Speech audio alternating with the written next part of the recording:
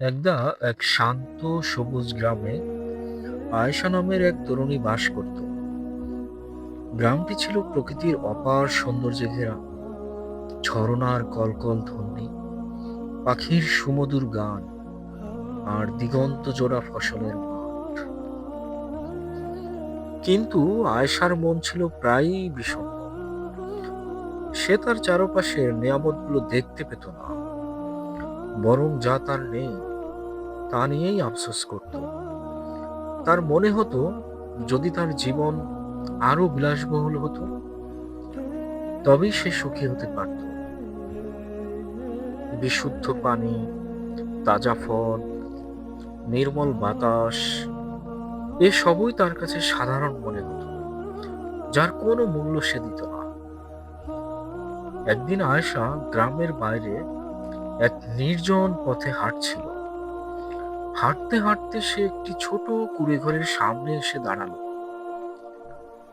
কুঁড়েঘরের ভেতরে উঁকি দিতেই সে দেখতে পেল এক বৃদ্ধা মহিলাকে, যিনি অসুস্থ অবস্থায় শুয়ে আছেন।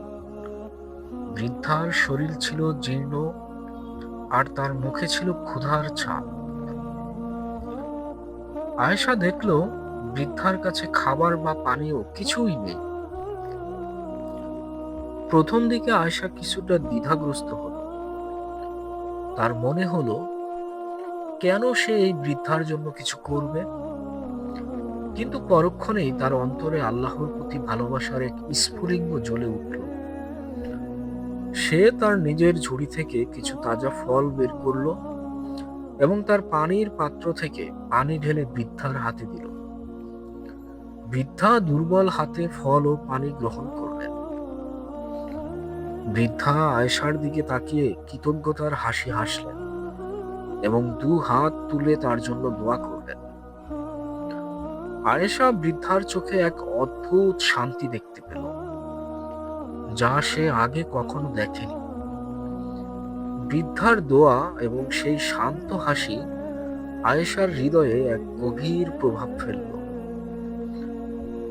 আয়েশা যখন গ্রামে ফিরে আসছিল, তখন তার মন ছিল এক নতুন উপলব্ধিতে ভরপুর। সে তার নিজের বাড়ির দিকে তাকিয়ে দেখল, তার ছোট বাড়িটি কত সুন্দর, তার উঠানে কত তাজা ফল আর সবজি। সে এতদিন যা উপেক্ষা করে এসেছে, আজ তার কাছে অমূল্য মনে হলো। সে উপলব্ধি করলো, তার কাছে কত কিছু আছে যা সে এতদিন মূল্য দেয়নি।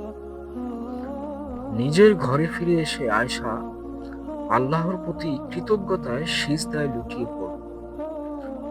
তার চোখ থেকে আনন্দ অশ্রু গড়িয়ে পড়ছিল।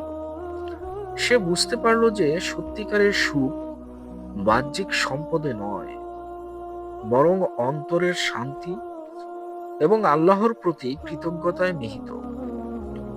সে আল্লাহর দেওয়া প্রতিটি নিয়ামতের জন্য শুকরিয়া আদায় করে। সেই দিন থেকে আয়েশার জীবন সম্পূর্ণ বদলে গেল। সে আর কখনো তার যা নেই তা নিয়ে আফসোস করত না, বরং সে তার প্রাপ্ত নিয়ামতগুলোর জন্য আল্লাহর শুকরিয়া আদায় করত এবং গ্রামের দরিদ্র ও অভাবী মানুষের সেবায় নিজেকে নিয়োজিত করত।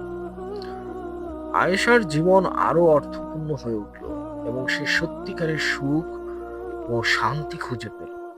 এই গল্পটা থেকে আমরা কি শিখলাম?